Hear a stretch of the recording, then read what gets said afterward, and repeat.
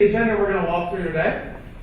We're going to show you a new way of deploying from Visual Studio. I'm going to show you Visual Studio 2013. You saw Scott kind of talk about this during his keynote. I'm actually going to show you a couple of new buttons in there. Just to show you some new stuff that we've added.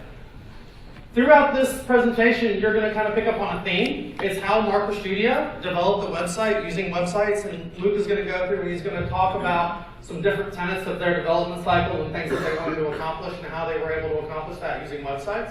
So we're going to kind of take the pie in the sky stuff that I talk about, and he's going to show you how they applied it during their development cycle. Okay. Then we're going to talk about multiple environments using websites and TFS. Anybody just push to prod all the time? Just code down your garage, production, crash, oh God. Okay, you don't want to do that. So I'm going to show you how you can prevent that kind of pain. Luke is going to show you something really interesting, how to back up your website data. That's going to be pretty cool.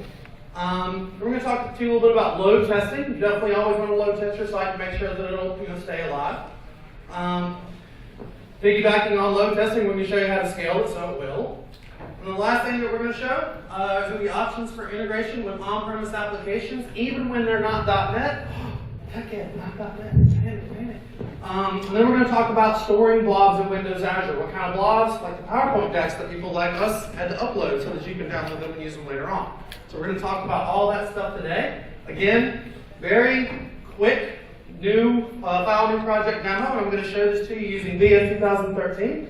Because there's one little button in it that I think is pretty cool. What I'm going to do is I'm going to do file new project, ASP.NET application. You'll see that there's one ASP.NET application that goes along with the one ASP.NET mantra. And I'm just going to create a pretty simple one. I'm going to go ahead and do I'll do an empty web just so it's easy to push.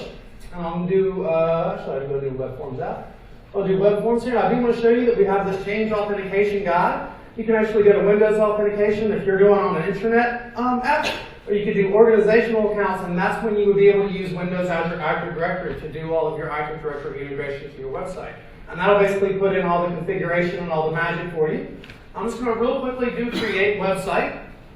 And the next thing I'm going to do is I'm going to flip over here to my portal. Now this is my MSDN account. I'm going to zoom in on this real quick. That's better, hopefully. This is my MSDN account. This is my free account that I get to use for demos. You could actually use your MSDN account and you could manage your entire dev test scenario and never have to pay for it. You could do all of your dev test stuff out in Windows Azure. Whether or not you deploy to Azure for production usage, you could do all your dev test stuff and never have to spend a dime because the MSDN benefits are just that good. Now I'm going to open up Zoom It. What I'm going to do now is I'm going to right click right here. I'm going to select the publish guide. I'm going to zoom in on this and you're going to see that I have this import button. I'm going to click that and this is the new button that I wanted to show you. Get it? New button. Okay, so I'm going to click new here. I'm going to say some on stage file new project demo. And I can select which account I want to put it in. I have a couple of different ones. If I wanted to create a database, I could do a database right here. I could tell it which server I want to go to, or I could actually create a new database. And if I'm using EF migrations in my code, whenever this does the push, it's actually going to create all the stuff in the database on the first head. So you get to scaffold all that stuff directly from here without having to go to the portal. Portal's really nice and everything, but I'm a developer. I like to be able to use my development environment to do everything. Anybody else agree with me on that? The guy that created this, his name is Syed Hashimi. He's the PM for the team, and he and I hang out a lot with Matt Christensen. Now I've got this guy. I'm good to go. I hit OK here. And we were chatting on his deck one day, and I just put publish. That's going to go ahead and publish everything out. He said, what features do you not have in the web publish dialog? You show it all the time. You talk about it. You use it in your job. What feature do you not have? I said, new website. He's like, we're working on it. Why do I tell you that? Because those guys love to get your feedback. If you have any ideas like this, feel free to use their user voice. Go to their blog and make comments. Just let them know that you want it. And they'll put it in there, just like that feature that I got, that I asked for. So here, I've already gone ahead and created a new site. You'll see there it is. If I go over to my portal, probably hasn't reloaded yet, so I'll just hit F5 here. You'll see that that new website will pop up. And if I had told it to create a new database, we would also see a new database in there. The nice thing is I didn't have to go to the portal and do new, compute, website, I did that directly from Studio. Anybody like that feature? Like a feature? Well, tell Syed you like it. And then where is it? Right here. So there's the website that I just finished creating. That's great, huh? All right, now we're going to go back to Luke, let him talk to you about some good stuff. Thanks, Brady. So we were awarded the contract to build the TechEd website this year, Mark Studio, and that was a pretty good deal for us because getting a chance to build a website that's going to be used by some of the best and brightest in the New Zealand technology community. And so I'm just here to share a little bit of our learning and discovery process we went through when choosing Azure as a hosting partner. Okay, so our journey started back in 2012. We built the mobile website for TechEd last year. And those of you that might have been here may remember that the desktop and the mobile site was very different last year. They had completely different design, some different functionality. And so for 2013, we put our hand up to do both. We wanted to do mobile and desktop, and we wanted to host a lot of the data behind the TechEd site as well. We were hoping we'd deliver a little bit more integrated experience moving between desktop and mobile. So just having a quick look at some of the requirements for TechEd this year. We needed a content management system. So a lot of the guys at Microsoft need to be able to update the content. They don't really want to be bugging developers all the time. Okay, e-commerce, ticket sales, obviously. Okay, we needed to build APIs for the third parties that are also involved in TechEd. So the wristbands you guys are all wearing, the registration desk, extensive reporting requirements, and newsletters you guys probably all got spammed with in the lead up to the conference. Okay, and responsive design to tie this whole thing together. So there's just one website this year across desktop and mobile, and we're trying to keep the functionality broadly similar across both devices. So there's a whole lot of custom development that ties this all together as well. And we're expecting, based on the usage of the mobile site last year, somewhere in the region of 1 million hits over the week of the conference. Okay, so we picked Kenco as the CMS to do the job for the TechEd site this year. And there's a few reasons for that. It's a very flexible CMS, and we find it has a very good set of, very extensive set of APIs that you can hook into if you need to change any of the functionality. It's got security, workflow versioning, that good stuff out of the box. And there's a whole lot of, you can hook into custom events as well to change any of the behavior of the site. Okay, so it's very quick to build. We've got a lot of experience with Kentico. You can stand up a site fairly quickly. And it's mature. I've been working with Kentico for probably since about 2006, I think. So a little history there. And Kentico just recently launched a pay monthly model. So the thing is, instead of shelling out upfront fee for a license, you can just pay per month. So we chose to partner with Windows Azure Websites for this. A few good reasons for that. Again, they also have a pay per usage model. And when you think about it, a conference website is the perfect use case for the cloud, because you can stand it up a few months before the conference and you can take it down fairly shortly afterwards. You only pay for what you use. Scaling, obviously very important. So we, over the period of the conference, there's not a great deal, or over the period of the site, there's not a great deal of traffic, and we get a few spikes for things like ticket sales, when the sessions get announced. And then obviously over the week of the conference, we expect huge ramp up in traffic. Okay, so there's Kentico support baked into Windows Azure Websites now. So if you can say new website from Gallery, you'll see that Kentico CMS is one of the options in there, so you can get set up with the Kentico site very quickly. And Windows Azure Websites supports website projects, and that's very important because Kentico is a website project. It's a very large website project. It weighs in at about 16,000 files. So Kentico has actually been available in Azure for quite some time now, but that was as a cloud service. So the thing is, they've taken the Kentico site and migrated that to a web application, but the development experience wasn't really all that great for that, because the thing is, any time you make a change to a file, you've got to wait for that major project to recompile. So Windows Azure Websites and Kentico are a very good fit because it supports website projects. So there's a few things that we wanted to go through in proving out that this was really going to work for us, Kentico and Windows Azure Websites, because at the time, Windows Azure Websites was in preview mode. So source code deployment. So obviously we need to be able to get the source code up into the cloud fairly easily. And there's a number of sprints we went through in this project, so we need to do that frequently. Database deployment as well. We want to develop on-premise. We want to have a database on-premise and then push that up to the cloud as late as possible. Scaling. It needs to scale. It needs to scale well over this week at the conference. And file storage. So this was another thing that we needed to have a think about, because the major component of the file storage of the TechEd website is actually the speaker slide decks that get uploaded and that you guys will be able to download at the end of the conference. So having a quick look at source code deployment.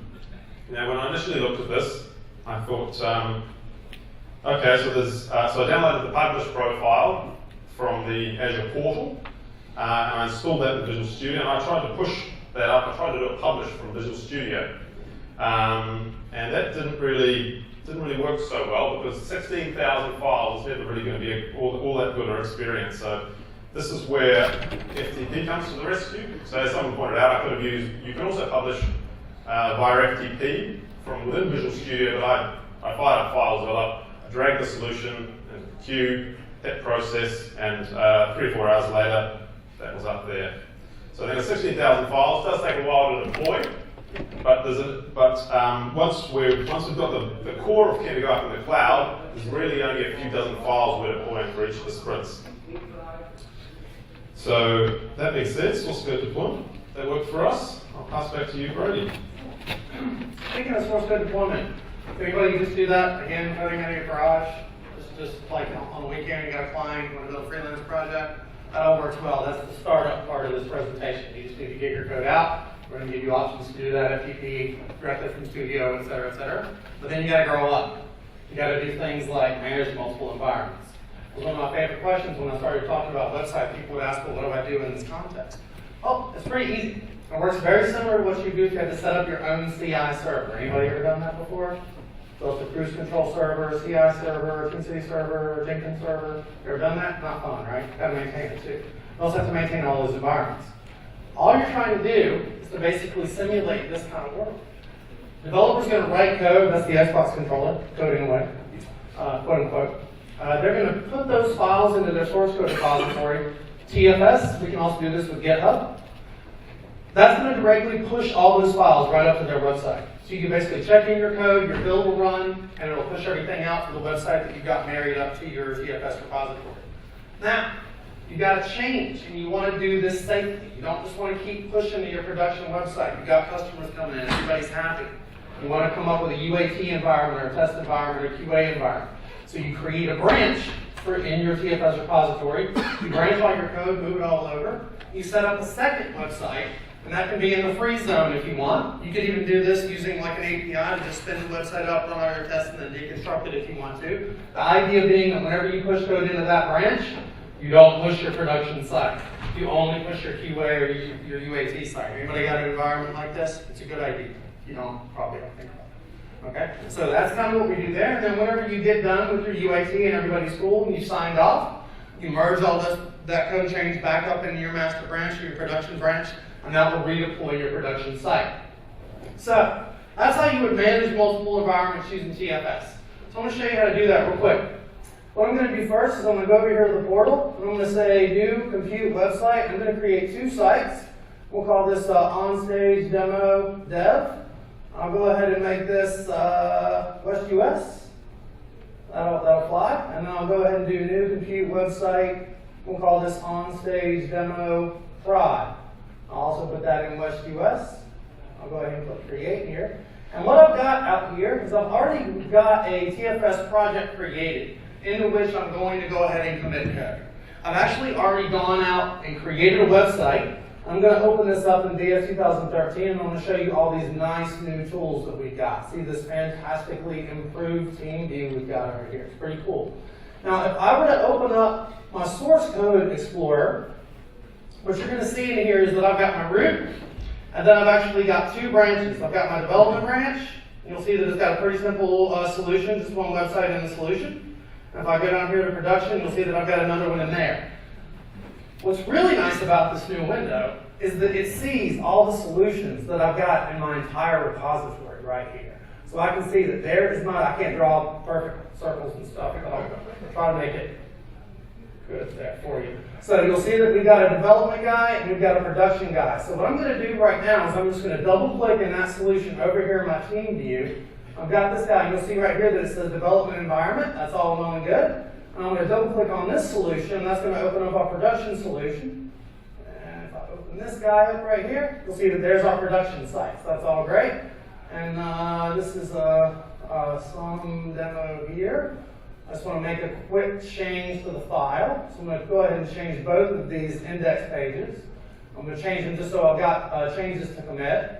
I'm going to close that down, and you'll see I've got the pending changes button right here. No more looking around, going to the source control guy and all that good stuff. We're just wired up. But I don't have any builds set up yet. I haven't actually created any builds in this guy. I've just got my code changed. You'll see if I go here to builds, hopefully I've deleted them all. Yep, I have. We see that we have no build definitions whatsoever, and we have no build history because I've already deleted those guys. So what I'm going to do here is I'm going to go into my dev site. I'm going to scroll down to set up deployment from source control. I'm going to click that. It's going to pop up this TFS box right here. You've probably seen this demo done a couple of times. I'm going to go ahead and authorize my Azure account against my TFS account. I'll go ahead and hit accept here. Maybe. Okay. That's going to pull in my TFS repos. That's the one that we did for build. I don't want to pick that one because we'll have bad problems here. It's a little much larger. I'm going to do the same thing over here for production. I'm going to go over here to my dashboard one more time. Fill this guy. Scroll down right here, and I'll do setup from source control again. Again, I'll select TFS. Type in my TFS repo name. Oh, maybe. Studio.com. Hit authorize now. Got to do the accept one more time. Okay. Pull in my repo list. There's my repo. I'll go ahead and click OK right here. And what's going to happen now is that both sites are actually going to reach out to my TFS repository, set up a relationship with them. And as soon as that relationship has been established, TFS is going to do something pretty neat. It's going to say, hey, it looks like you probably have 2 different builds that you're going to have to deal with. And that's exactly what we've got. So I've got my onstage demo dev build. I've got my onstage demo prod build. Anybody wonder how to do this? I did. I had to ask a couple people for a little while. Now what I'm going to do next, just to show you how this can work. Now remember, we've got 2 solutions in this entire repo. I'm going to right-click this guy and say Edit Build Definition. The first thing I'm going to do is I want to enable the ability for me to just fire the build directly from within Visual Studio. That's automatically turned off, and it will give you that ability. I want to go ahead and do that right here. And now I'm going to go over to Process. And this is the part that I kind of had to look for, but it's a lot easier now. You look right here, you'll find Solution to Build in your Process window. And I'm going to click this guy, and it's going to show me my entire source control tree. Now, I'm in my dev site, so I'm going to go into here in Development, and I'm going to select that solution right there. I'll select this guy. I'll go ahead and save my build def. Then I'm going to right-click this one, say Edit Build Definition. I'll probably have to push code again here in a second, but I'll do that while we're going on to the next topic. I'll select Process here. And again, I'm going to go right here. This time I'm going to go into my production folder. There's my solution for my production build. I'm going to go ahead and save those guys. Everything should be all good. And now I'm just going to go ahead and fire these builds because I just committed code. I know that I've got separate code in both places. We actually did this the other day when we were practicing, and it was kind of interesting. When we do Q build for dev, we had a question. The gentleman asked us, he said, well, it seemed like both of those builds took 6 minutes to run. He's like, the first one took 3 minutes to run, and the second one took 6 minutes to run. I said, actually, they both took 3 minutes to run. He said, no, I said it took 6 minutes. I said, well, it's because it started at 4, because it queues the builds up. So it's going to run your dev build. Once your dev build's finished running, then it's going to run your production build. So that kind of made a little bit more sense. Tell your partner, I'm sorry for teasing them. So I'll do Q build here, and I'm going to queue up my production build. And if I were to open these guys up, see here, this build has already begun to run. I wonder if it's actually going to reflect it right in the portal already. It won't reflect it until the build is actually finished on the TFS side. But I can go to deployments. Yeah, it's not finished. Because this build is actually running out in TFS right now. So I'm going to go out to my TFS window, show you right here. You'll see in my TFS online site, You'll see that the build is actually in the process of running right here. So these two are queued and ready to go. I'm going to let those builds run, and then I'm actually going to flip back over to those sites so you can see that those builds have completed once we finish the next segment of the conversation. So I'm going to flip it back over to Luke real quick. Thanks, Brad. Okay, so step 2 of proving out Kendico and Windows Azure websites for us was looking at database deployment, just seeing how easy it was going to be for us to get this up to the cloud. So basically, we want to develop on-premise for as long as possible. We've got a number of developer workstations that are connected to the on-premise database, and we've got an on-premise TFS account for source code control as well. So we need to be able to push this out into Azure. We want to be able to then back this up within Windows Azure, and then ideally as well, we want to be able to back that up into Azure Blob Storage, because it's a lot cheaper than having another database up and running there. And then at the end of the conference, we want to be able to pull the database out of the cloud if necessary, once we're all done. So I'm just going to switch over and we'll have a little bit of a look at some of these things. I'm going to give you a little bit of a demo on how to accomplish this.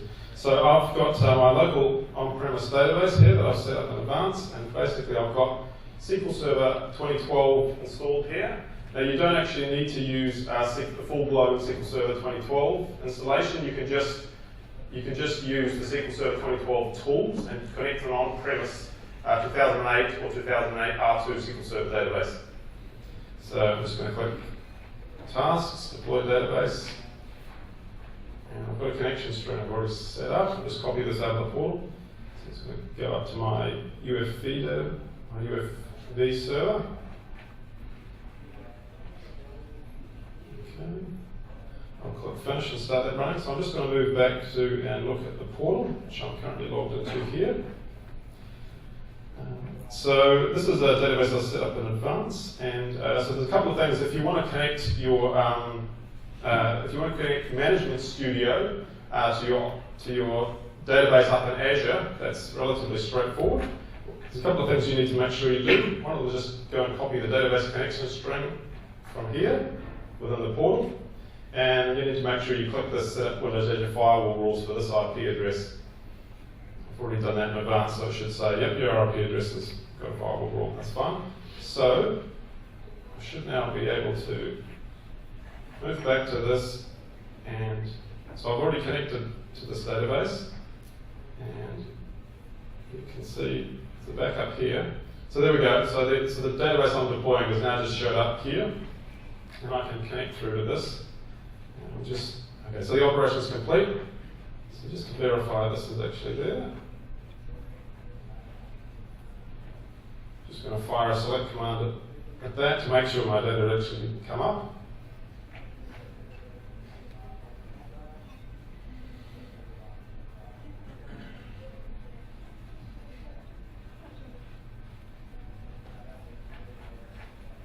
Execute, and the data comes back out of the cloud. There we go. So that's been deployed, and I can actually back up this database right from within Management Studio here. I'll open another query window. If I've got master database selected, then I can say create database with copy as copy of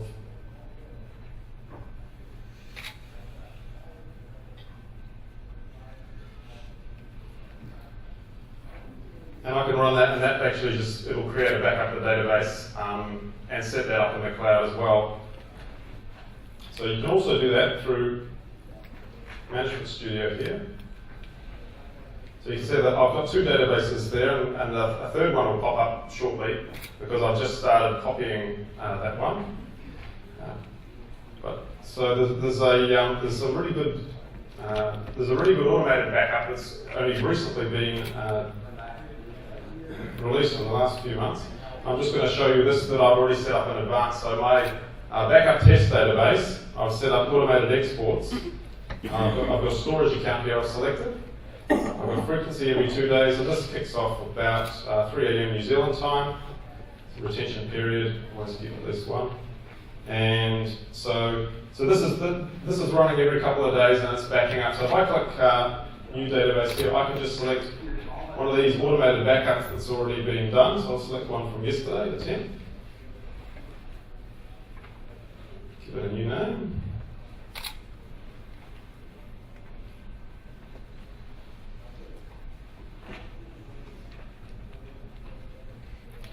So restoring from an automated backup is as easy as that.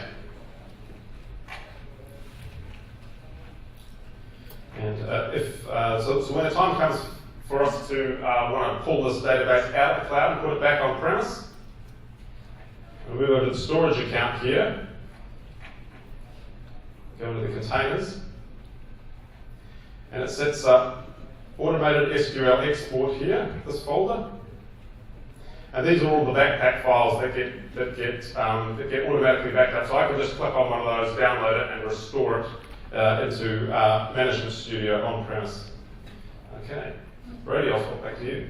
I think that's a little bit better than copying MDF files around. Anybody disagree with that? It's a little bit easier, right? Big network pass and whatnot. All right, so if you've got your website running, you definitely want to load test it. Before we get into load testing, I want to show you that indeed these builds have indeed fired. So there's our dev build. That active deployment has actually gone out. And if I click on the prod guide, that active deployment is also fired. If I go over here, there's our production site. You'll see that the URL is onstage demo prod.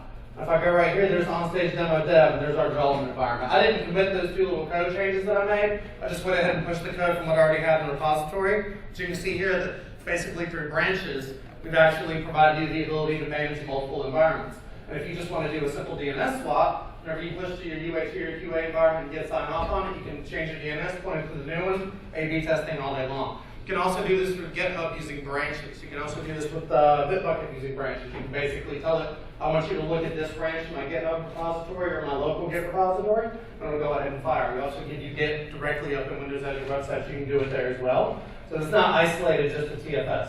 All right, so load testing. I've been told many times that I can pretty much figure out a way to work SignalR into any demonstration there is.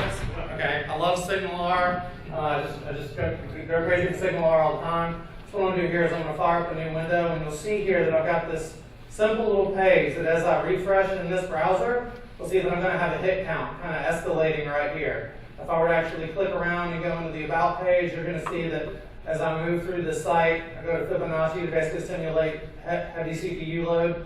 There you go. So it's just, you see the little hit counter running. Okay, it's kind of silly. Why don't I want to show you that in conjunction with load testing? To show you how that code works, I've got a pretty simple action filter right here. Whenever the action runs, let me go ahead and zoom in on that for you guys. Sorry about that. 150. Whenever that action filter runs, I'm going to create a new site hit object. I'm just going to basically store up the action, the controller, the host server, which server the hit actually is going to land on. Why would I want to do that? Because with Azure websites, I can scale it out. So I can have it on multiple servers. And I basically want to see which clients get which servers. I'm going to timestamp it, and I'm going to record the visitor IP so that I can find you later.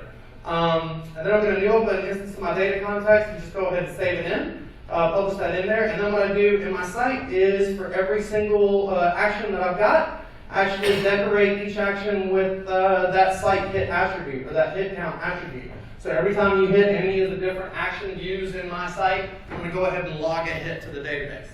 I don't want to show you that in conjunction with action filters and with SignalR, because it's fun to watch it pick up. Okay. So what I'm going to do first is I've created a new testing project directly inside Visual Studio. If you want to add a project to it that looks like you're testing, you can actually go right here and do a web performance test. And after you get a web performance test set up, that basically you walk through the process of recording your hits in your site. Once you're done with that, you can actually go ahead and add a load test to it. I've already done this, but real quickly what I want to do is I want to go ahead and do right here and say add new web performance test. And see what it's going to do, it's actually going to fire up my browser. It's going to fire up my browser, and as I go to sites out there, what do we call that one? Load testing demo on the site. I go to sites.net. It's actually going to record each thing. So it's going to record everything that I do. Now what you'll see here is that I've got a couple of SignalR URLs. I would probably delete those because I don't want to stimulate the SignalR traffic that gets kind of ugly. So I'm not going to do that. And I'm not even going to save this right now because I don't really want to go through the process of creating a brand new one. So I'm going to clear that one out. I'm actually going to get rid of that web test 2. It's going to go ahead and delete it. But what I'm going to do is I'm going to open up web test 1. And what you'll see is that in web test 1, I'm doing a few things. I'm hitting the home page, then I'm hitting the about page, then I'm hitting my Fibonacci sequence, just to kind of walk through the entire process. Now what I'll do now is I'm going to split my screen up a little bit here so we can see everything all at one time, maybe, if we're lucky. Shrink this window down. I'm going to go to my web test here. I'm just going to hit run. And just watch this number right here. Hit run, and you'll see that it's going to open up the browser directly inside of Studio.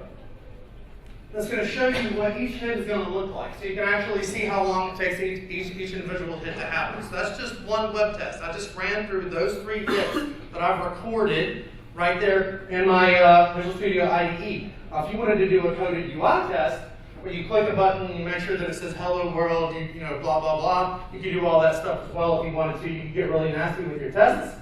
But what we're going to do is do the dirtiest thing ever. We're going to launch basically a DOS. Okay? So I'm going to open up this load test right here, and I've got it set up so that it will run basically up to 250 users. And to show you that that test will indeed run, I'll select my load test right here, hit run load test, and you're going to see that it's going to start to hit, and it should tick up pretty quick. There we go.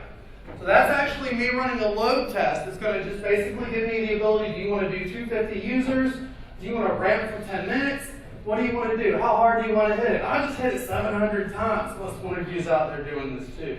In which case, thanks. Makes my case even stronger. All right. So what I'll do is I'll show you all the stuff that you're going to get back. It's going to show you your page response time. You're going to see that as you add traffic, you know, you might have a little bit of slow throughput. It's going to show you all the different controllers and agents. Those are the different metrics that you want to get back. If you were running this on your network, you could actually attach this to your IIS box, and you can see all the basically the memory and performance coming directly from that guy. Can't do that on Windows Azure websites yet, but I have been asking for it, so maybe one day. All right, I'm going to stop this because, you know, I think I've made the point pretty clear that we can beat our website to death using that load testing tool. Anybody ever have to do load testing in your own world? You ever have to use WCAP? Fun, huh? Okay, this makes it really easy. You can do all this visually. And I want to point out that in addition to this, inside of Visual Studio 2013, there's an additional little checkbox. It says run this load test in TFS. Then you can scale that load test out. You can run it for multiple boxes. You can actually use the cloud to do your load testing. Pretty valuable when you want to simulate crazy load, like, I don't know, TechEd, maybe, yeah. So that being discussed, I'm going to go ahead and flip it back over to Luke. We're going to talk about the next good stuff. Okay, thanks, Brady. So the next step on our proving out process is looking at scaling. And so this is something that we've done for a number of clients in the past. We've set up a Kentico web in the traditional web farm model, and it's actually quite an involved process. There's a number of steps you've got to get through. So the thing is, you've got to configure each server, you've got to copy the source code out to each server, you've got to configure IIS, you've got to install certificates. You need to handle session state, so when a user comes to your website and does something like log in, if the next request will they get bounced to a different web server, you've got to remember the fact that they've been logged in. So typically the way you do that is you set up a database to handle session state. You need to edit the hosts file to synchronize content in Kentico between all of the web farms and the web server. And there's additional things you need to add to your webconf file and additional Kentico configuration tasks you need to do to get this working and then to test it all as well. So the promise of Kentico under Windows Azure websites was that we could accomplish all of that with this slider here. So obviously, for that to work, all of these things on the left-hand side of the screen have to be taken care of in some way. So configuration of each server. Well, when we drag the slider up and we save that, Windows Azure websites will spin up another copy of the site. Session state, how do we handle that? Well, the thing is we can set up a SQL Server database to handle that as well. But I asked Brady this one actually. I said, well, what happens if I just drag up the slider? In an ideal world, Windows Azure websites would implement something like sticky sessions, where each user would be affinitized to a particular server, and when they come back, they would stay on that same server. And he said, yeah, that's what it does. So while I could set up a SQL Server database to handle session state, you don't actually have to. So looking at why content synchronization is important. It's important to have a look at the difference in architecture between these two models. So Kentico, with the web farm environment, you have a number of physically separate web servers. And Kentico has a scheduled task that runs in the background, so when a user uploads a file to one of those web servers, that has to be shuttled across to the other servers in the farm. But with Windows Azure websites, when you spin up an instance of your site, it's pointing to your source code, which is actually stored in Azure Blob Storage. And when you spin up additional instances of your site, it's still pointing to those same source code files. It doesn't replicate those. So there's no content synchronization that needs to be done. And the additional web config and setup tasks, obviously they're not really required either. So scaling was very, very easy for us with Windows Azure websites. So having a bit of a look at how scaling works, under the free and shared modes, you're actually limited to daily quotas for things like memory usage and data throughput. And when you scale out, your website will be copied across to another VM. So I think it's also important to note that this is a multi-tenancy environment, so your website is shared along with other websites on the same virtual machine. And when you scale up to standard mode, your website gets copied across to its own virtual machine. And when you scale out in that virtual environment, you get a number of your own virtual machines. And you can actually take advantage of the fact that all of your websites in that same geographic region will also be scaled. So you can benefit, so all your websites can benefit on increased availability and performance as well. So I'll hand back to Brady now. I'm going to have a look at integration. Yeah, integration. All right, we're going to pull the slide up. And what's interesting is since we actually talked about the scaling stuff, it's actually works out pretty well. The site that I just load tested. Anybody want to take a guess what tier I had it set up in? Ryan? Yeah, free. Now there are a bunch of red exclamation marks in my portal because I actually overloaded the free stuff. Okay, free is really used for like dev and test. You wouldn't want to like put a production site in, and you definitely wouldn't want to hit it 3,000 times. And one of the reasons I did it on purpose was I've got that Fibonacci guide running. And the Fibonacci algorithm that I'm running actually kind of simulates the CPU spike. Well, I just hit it 3,000 times. What do you think that means? My site's got to be upgraded at this point. So it kind of pairs well with what Luke was talking about. Once you know you're going to have that load, you need to be prepared for that. If you're working in the old world where you got to go order a new server, pay somebody to install IIS on it, then pay somebody to set up ARR, et cetera, it's going to take you a little while. In the Windows Azure Websites world, you just slide the slider and you're off and running. Now, what I want to show you real quick is on-premise integration. This is one of my favorite features of websites, and hopefully I'll be able to show you this. I'll pull this to a different account real quick. But anybody ever want to put your internet, your website out on the web and have web scale so you can be able to take millions and millions of hits? You might have some sort of issue where you can't put your data out, or you can't put some middle tier stuff out. You have like an on-premise app that you need to integrate with. Or worse, you have a legacy application with a different language, like, I don't know, Java, that you want to be able to talk to from your application. Nothing against Java, but I'm just saying sometimes it's hard to integrate .NET to Java, right? You got to figure out a way to do that. Well, what I'm going to show you how to do is to use a storage queue. You can do this using Service Bus as well. So your website will basically throw a message either into a storage queue that a Java application is watching, or into a Service Bus that your Java application is watching. And we basically have an SDK for all the languages that we support in Windows Azure. Node, Java, Python, .NET, et cetera, We have support for all those things in our SDKs. I want to show you a quick little demo real quick. Options for integration with on-premise environments even when they're not .NET. Probably the longest demo title you've ever seen. Saying the title will probably take longer than showing the demo. And I do want to caveat this by saying that I am absolutely there. All these sites are actually still suspended. So what I'm going to have to do is I'm going to drop into a different account. I'm going to turn this account off. This is actually my production account. And while that's reloading, what I want to do is I'm going to show you this GitHub repository real quick. If you do any Java code, or you have anybody in your office that's saying, well, we can't move to Azure because Azure doesn't support Java. I'll prove you different now. Prove you wrong. So this is our GitHub repository where we actually have our Java SDK. And this SDK gives you support for things like, I don't know, storage queues, blobs, service bus, the whole nine. Everything that you can do inside of .NET with our APIs, you can do directly with Java using the APIs too. Again, I'm not a Java guy, but I have Eclipse running right over here. Can't really zoom in too well on this. What I'm going to do is I'm going to scroll this guy down real quick, and you're going to see right here that I have set up a storage account. I'm creating a Cloud Queue client, basically telling you I want you to go out and look at that queue. We're going to party on that in just a second. I want you to start receiving a message. As long as that message isn't null, I just want you to write that out to the screen. I want you to show me what that looks like. Now, I've also got .NET code over here. Let's find this guy. Open this solution up real quick. It's out of Visual Studio 2012. And I'm going to put these side by side. I'm going to get rid of my test window right here. I'll put these side by side so you can see the Java code, you can see the .NET code. I'm going to open up my default ASPX file. And what you'll see is that in this guy, I kind of did it like in Fluent style. I just did it all in one continuous line code. But what you'll see is I've got cloud storage account. I parse the connection string. Look at there. In Java, it's parse. Cloud storage account.parse. Create Cloud Queue client.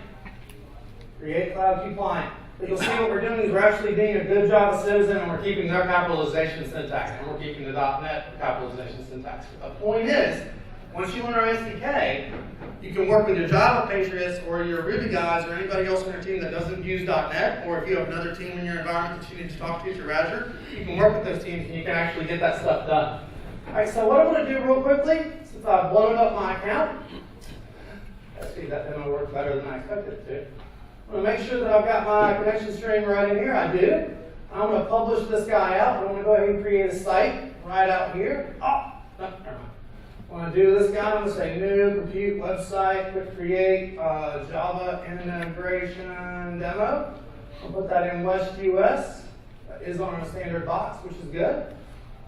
Once that's finished creating, I'm actually going to go back into Studio and I'm going to publish this guy out there. Then I'm going to run Eclipse and I'm going to show you how these two talk to each other.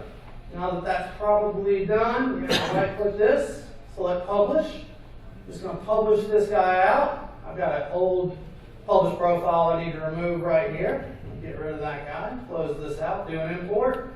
Again, import from a site that I just created. Java integration demo. Click OK here. I'm going to publish this.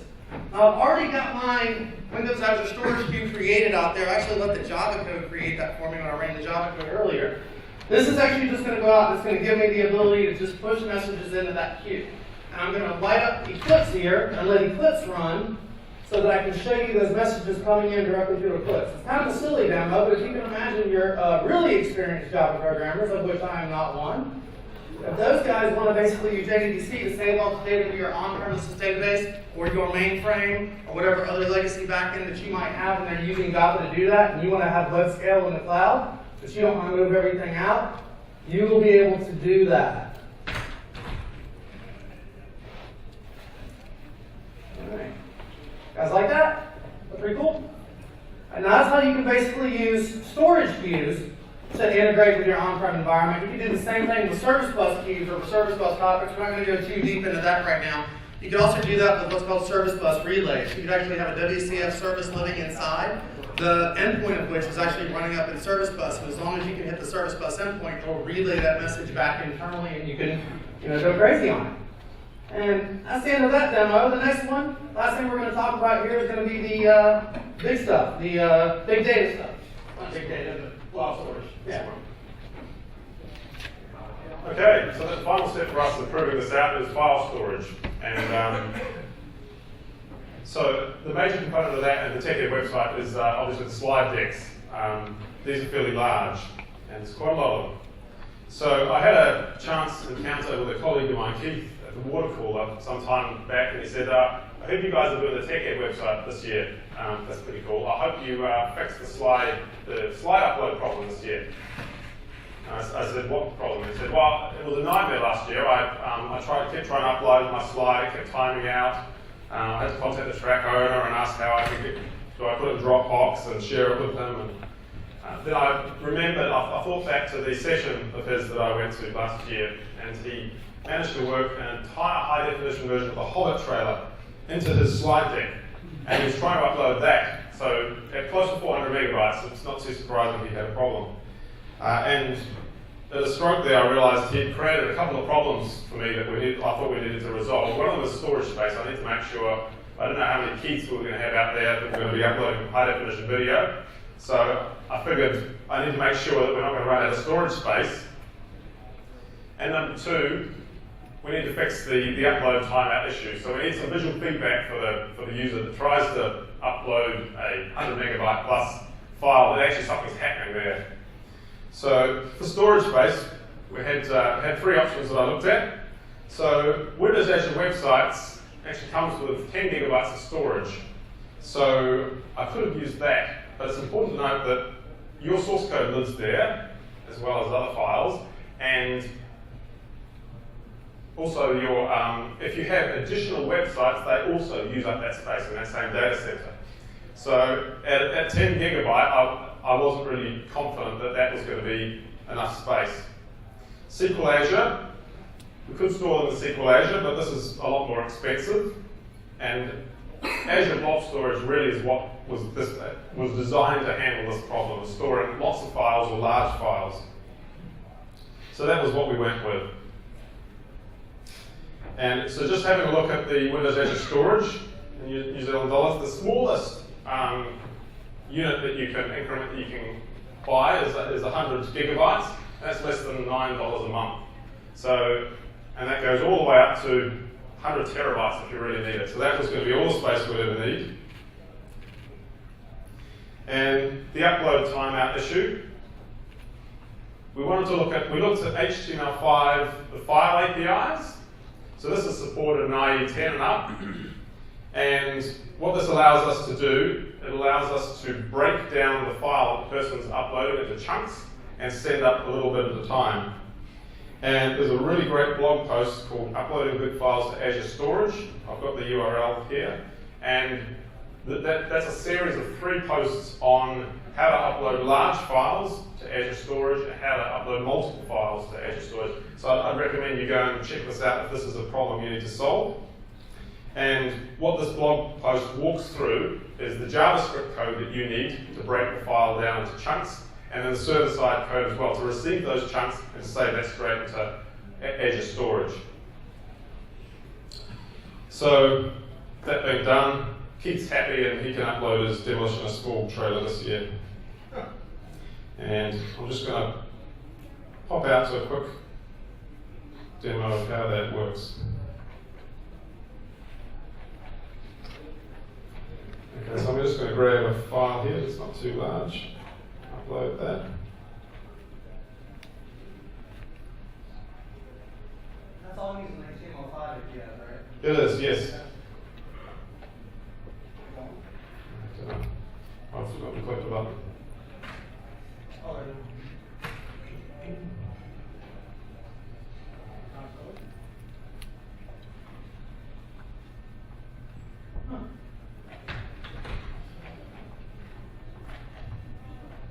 Well, I'll move back to Azure Storage. We'll look at where this actually gets saved is under one of the storage accounts here. So I'll look at the container. And so basically we've got slides. Oh, let's click the wrong button. Let's try that again. Okay. And so there's a slides container set up here. So this is where the files get saved. So with Azure Blob Storage, yeah, you can create folders here, and you can store all your files in folders as well. You can see I've got a GUID sort of set up here, and we've got a little slash that designates this as this is actually a folder I'm storing this into. Oh, there we go. Okay, sorry, you missed the little progress bar that was ticking away in the background there. So, but we get a little readout there that says how long that's going to upload. Okay. All right, back to you, Brady. Awesome. Well, that's the end of our demos.